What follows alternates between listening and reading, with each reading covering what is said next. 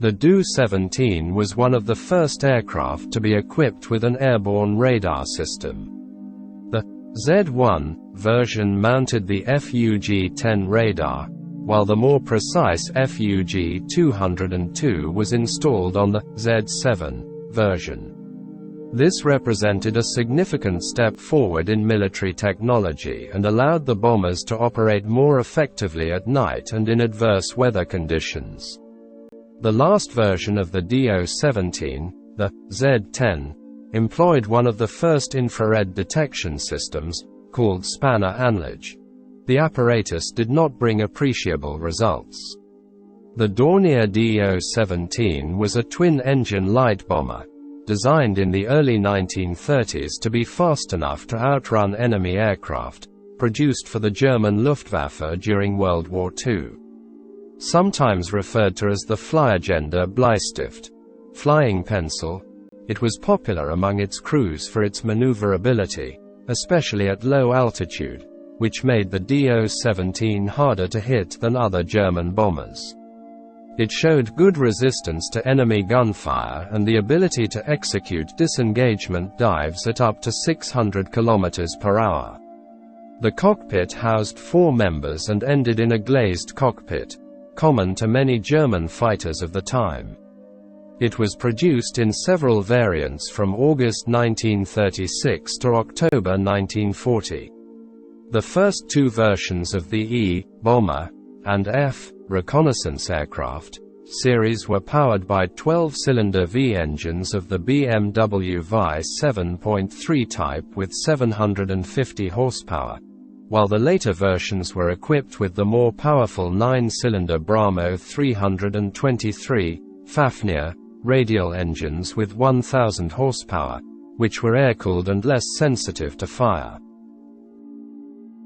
The Z series was the most produced and popular variant. The front fuselage was redesigned with a larger cockpit to accommodate a rear gunner. Despite the weight increases, it was much more powerful than previous versions, thanks to new supercharged Brahmo 323 Fafnir engines. Deployed from 1939, the variant of this aircraft was faster and operated at a higher altitude, and also had 4 defensive machine guns.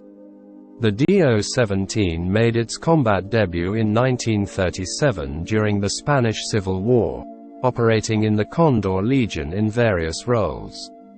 Together with the Heinkel HE-111, it was the main bomber type of the German Air Force in 1939–1940.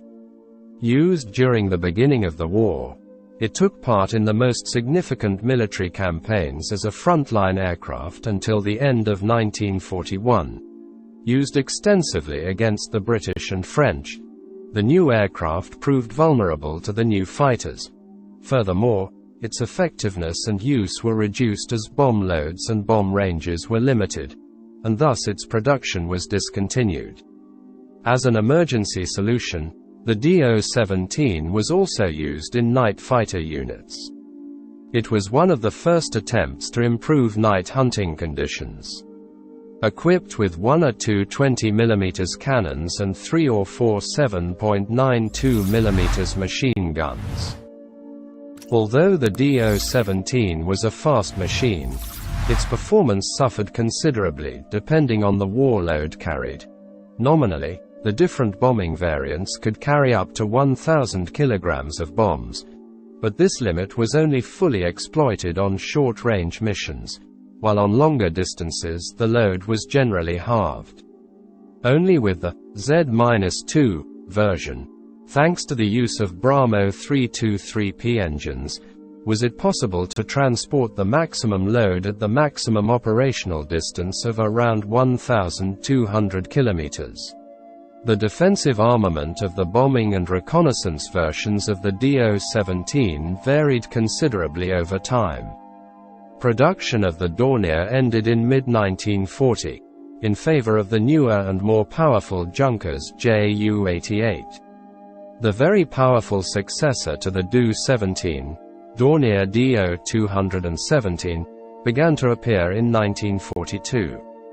Some remaining Do-17s continued in various Luftwaffe roles until the end of the war, as glider tugs, search and training aircraft.